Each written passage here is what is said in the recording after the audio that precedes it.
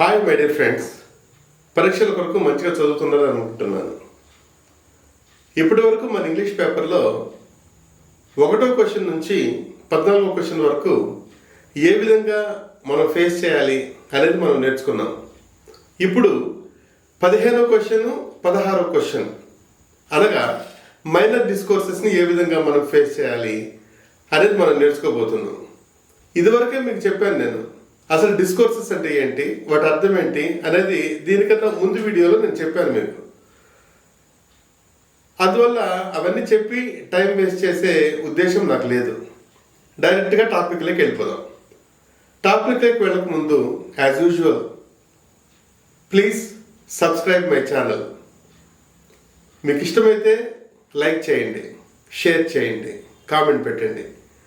మీరు సబ్స్క్రైబ్ చేయడం వల్ల ఈ పరీక్షలు అయిపోయిన వెంటనే సమ్మర్లో మంచి మంచి స్పోకెన్ ఇంగ్లీష్ వీడియోస్ నేను చేయాలి అనుకుంటున్నాను, చేస్తూ ఉన్నాను కూడా.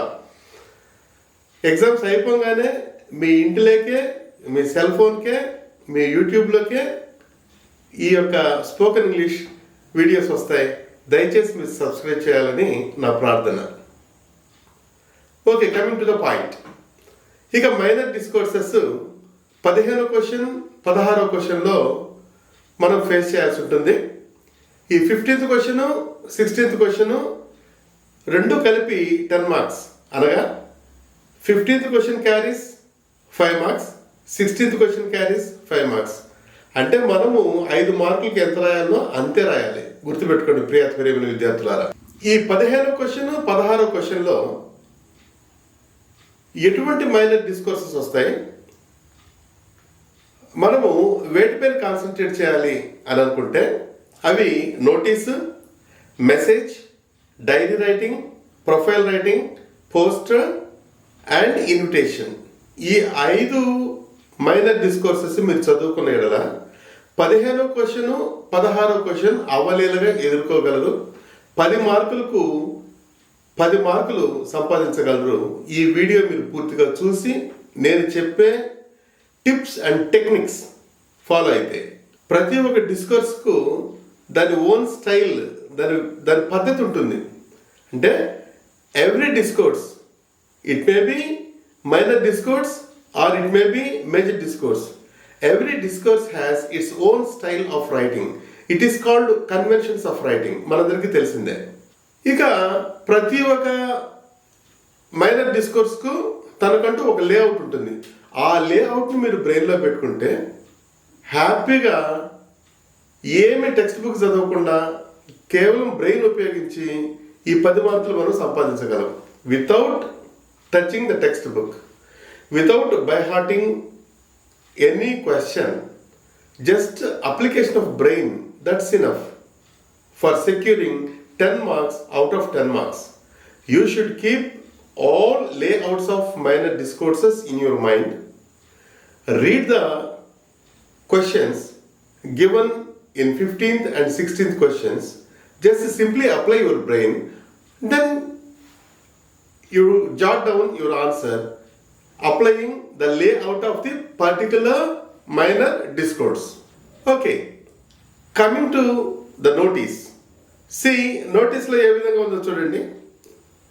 ఫర్ ఎగ్జాంపుల్, మీరే ఒక స్కూల్ పీపుల్ లీడర్ కావచ్చు. అలా ఇస్తాడు క్వశ్చన్. మీరు స్కూల్ పీపుల్ లీడర్ అయితే గేమ్స్ కాంపిటీషన్ ఒకవేళ కండక్ట్ చేస్తూ ఉంటే పిల్లలందరికీ మీరు ఒక నోటీస్ రాసి ఆ విషయాన్ని తెలియపరచాలి అని చెప్పేసి క్వశ్చన్ అడగచ్చు. అప్పుడు మనం ఏ విధమైన లేఅవుట్ ఫాలో కావాలంటే ఒకసారి మీరు గమనించండి. ఇక్కడ ఫస్ట్ ఏమో నేమ్ ఆఫ్ ద ఇన్స్టిట్యూషన్ రాస్తాం, లేదంటే కంపెనీ రాస్తాం ఆ క్వశ్చన్ బట్టి. ఆ తర్వాత నోటీస్ అనే హెడ్డింగ్ పెడతాం.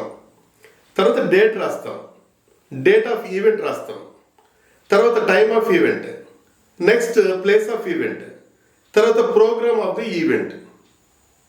ఏం టోర్నమెంట్స్ అయితే టోర్నమెంట్స్ అవి ప్రోగ్రామ్. తర్వాత లాస్ట్లో అన్నిటికీ సెట్ అయ్యేది we look forward to your participation. తర్వాత అదంతా రాసిన తర్వాత బాక్స్ కట్ రాసిన తర్వాత దానికి దిగువన, అంటే మనకు ఎడమ చేతి వైపున దిగువన జస్ట్ ఇంటూ లేయండి. తర్వాత మీ డిసిగ్నేషన్ రండి. డిసిగ్నేషన్ అంటే ఏంటి? క్వశ్చన్ పేపర్లో ఏమడిగాడు, మీరే స్కూల్ పీపుల్ లీడర్ అయితే అప్పుడు ఏం చేస్తారు, ఇంటర్వ్యూలు రాసి స్కూల్ పీపుల్ లీడర్ అని రాసేస్తే సరిపోతుంది. ఇది నోటీస్ రాయాల్సిన విధానం. మనకు 5 మార్కులు కాబట్టి 5 మార్కులకి ఎంత మ్యాటర్ మనం సబ్మిట్ చేయాలో అంత మ్యాటరే సబ్మిట్ చేయండి. Next message. ఈ మెసేజ్ ఏంటంటే, for example you go to your friend's house, your friend is not in the house, then you have some urgent work, you want to move from the house, then immediately you take one paper and you write some message, then you leave that place. So ఇటువంటి questions ఉంటాయి అన్నమాట. Message ఈ విధంగా రాయండి. Message కూడా దాని layout ఏంటంటే, మీరు ఫస్ట్ ఒక బాక్స్ పెట్టేసేయండి. ఈ బాక్స్లో ఫస్ట్ డేట్ ఇంటూలో రాయండి, ఏం ప్రాబ్లం లేదు. టైం మీకు నచ్చితే ఏదో ఒక టైం, హైపోథెటికల్ మీన్స్ ఇమాజినేటివ్ ఒక టైం వేయండి. లేని పరిస్థితుల్లో అవి కూడా ఇంటూలు పెట్టండి. తర్వాత ఎవరికి రాస్తున్నాం, డియర్ ఫ్రెండ్కి అయితే డియర్ ఫ్రెండ్, లేదంటే డియర్ గోపి, డియర్ రాజా పెట్టండి. తర్వాత మ్యాటర్ రాయండి. I came to your house to talk to you at 5 o'clock, but unfortunately you were out of station. That's why I am leaving this message. I have some urgent work, that's why I am going out. Like that. అట్లా మీకు ఇష్టం వచ్చిన matter ఏదో ఒక matter రాసి అందులో రాసి తర్వాత చివరగా ఇంటూలు పెట్టేసేయండి. అదే name. That's all. 5 marks you can get it. Then third one is diary writing. Very very easy. ఆ లేఅవుట్ ఒకసారి చూసారంటే ఆ డైరీ ఎలా రాస్తాం, డే రాస్తాం. సండేనా, మండేనా, ట్యూస్డేనా ఏదో డే రాస్తాం. అది ఇంటూలు పెట్టుకోండి, నచ్చితే రాయండి, మీ ఇష్టం. Everything is hypothetical. Next date రాయండి, అది కూడా ఇంటూలు పెట్టండి, లేదంటే డేట్ ఏదో ఒకటి, డమ్మీ డేట్ ఒకటి రాయండి. తర్వాత టైం, తర్వాత డియర్ డైరీ, మీరు అనుకున్నటువన్నీ రాసేయండి. కానీ ఇక్కడ గుర్తుపెట్టుకోవాల్సింది ఏంటంటే, it should be in simple past. ఎందుకు, డైరీ నైట్స్ రాస్తాం. whenever we are going to bed, then we start a diary. After completing the diary, we can go to bed. This is important thing. So మీరు ఏం చేస్తారంటే, అన్ని simple past టెన్స్లు, subject plus V2 plus object, అన్ని simple past టెన్స్లు రాయండి. 4 వాక్యాలు, 5 మార్కుల క్వశ్చన్ కాబట్టి 2-3 వాక్యాలు సరిపోతాయి. మనకు ఎన్ని మార్కులు ఉంటే అంతే స్ట్రెస్ పెట్టాలి. మనకి ఎన్ని మార్కులు వస్తాయంటే అంతే మనం రాయాలి. గుర్తుపెట్టుకోండి విద్యార్థులారా. అదంతా రాసిన తర్వాత ఫైనల్గా విత్ లవ్, గుడ్ నైట్, అది కామన్ డైలాగ్. ఆ తర్వాత నేమ్ ఎక్కడుందో ఆ ప్లేస్లో నేమ్ రాయండి, లేదంటే ఇంటూరు పెట్టి మార్క్ వేస్తారన్నమాట. ఈ విధంగా ఈ లేఅవుట్లో మీకు డైరీ ఎంట్రీ వచ్చిందంటే చాలా ఈజీ.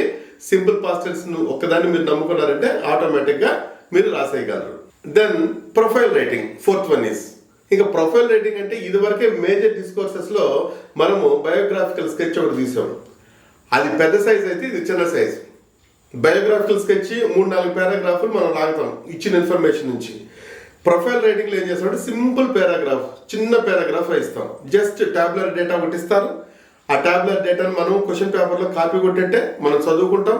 ఆ తర్వాత దాన్ని వాక్య రూపంలో మార్చి మనం ఒక చిన్న పారాగ్రాఫ్ రాస్తాం. 5 మార్కులకు ఎంత పారాగ్రాఫ్, ఎంత లెంగ్త్ రావాలో అంతే రాస్తాం, అయిపోతుంది. That is profile writing. ఇక fifth one is poster. Poster తప్పనిసరిగా పిక్చర్ వేసే కొంచెం మీకు ఆర్ట్ ఉండాలి. ఎందుకంటే మీరు ఆల్రెడీ స్కూల్లో పోస్టర్స్ చాలా చేసి ఉంటారు ప్రాజెక్ట్ వర్క్స్ కింద. పోస్టర్ ఏంటంటే మీరు వేసే బొమ్మలోనే ఆ యొక్క సారాంశం మొత్తం రావాలి. ఫర్ ఎగ్జాంపుల్ మీకు ఒక ఎగ్జాంపుల్గా పెట్టాను చూడండి, ఒక పోస్టర్. బ్యాక్ టు స్కూల్ అంటే మళ్ళీ స్కూల్కు అని చెప్పేది ఒక పోస్టర్. జస్ట్ చూడండి, పైన సూటబుల్ క్యాప్షన్ పెట్టాం. తర్వాత ఆ డిపిక్షన్, ఈ పుస్తకాలన్నీ ఏదో పెద్దగా ఉన్నట్టు తిరిగి మళ్ళా ఆ స్కూల్కి వస్తున్నట్టుగా ఉందన్నమాట. తర్వాత కింద చూడండి, make a good start, come to us. ఇటువంటివి ఏదో ఒకటి మీకు నచ్చినట్టు, అంతేగాని అది దానిలాగా ఉండాలని లెక్కలేదు. మీకు నచ్చినటివి మీరు 4 రాసి 2 బొమ్మలు వేశారంటే మార్కులు పక్కా వస్తాయి. Just application of brain. ఇక లాస్ట్ మైనర్ డిస్కోర్స్ ఏదంటే ఇన్విటేషన్. ఇన్విటేషన్లో ఏంటంటే ఒకరిని మనం ఇన్వైట్ చేయాలి. మనకి ఏదన్నా వెడ్డింగ్ కార్డ్స్ అవన్నీ చూసామంటే ఇదే స్టైల్లో ఉంటాయి. ఫర్ ఎగ్జాంపుల్ చూడండి, name of the occasion. Wedding invitation అంటే వెడ్డింగ్. లేని పరిస్థితుల్లో స్కూల్ డే అనుకోండి, school day celebration. Save the date. తర్వాత మామూలుగా అందరికి వచ్చేది ఏంటంటే ఒక లైన్ నేర్చుకోండి. సి we solicit your presence on the occasion of dash dash dash.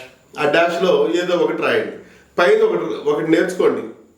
పైన line we solicit your presence on the occasion of, on the auspicious occasion అటువంటివి పెట్టచ్చు. కానీ ఆ స్పెల్లింగ్లో మళ్ళీ మిస్ అయితే మార్కులు కోల్పోతారని చెప్పి సింపుల్గా పెట్టాను. తర్వాత ఏదో ఒకటి రాయండి.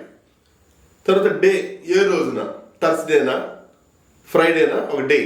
తర్వాత డేట్, ఎప్పుడు. ఆ బ్రాకెట్లో డేలు డేట్లు రాయకండి, అది మీకు అర్థమయ్యేదానికే పెట్టాను నేను. తర్వాత time 5 AM or 5 PM, a date అయితే అది.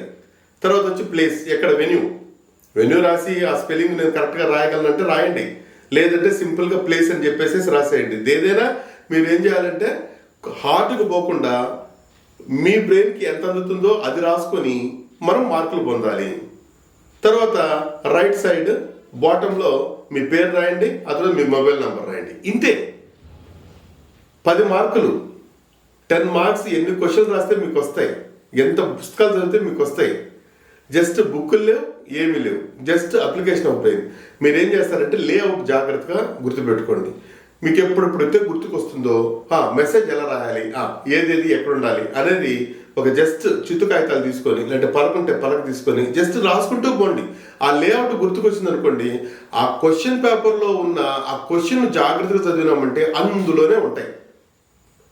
సో డియర్ ఫ్రెండ్స్, మీకు అర్థమైంది అనుకుంటాను. మీరు మంచిగా చదవండి. మీకు ఈ వీడియో నచ్చిందంటే మీరు సబ్స్క్రైబ్ చేయండి, లైక్ చేయండి, ఎవరికన్నా మీ ఫ్రెండ్స్కి ఫార్వర్డ్ చేయండి.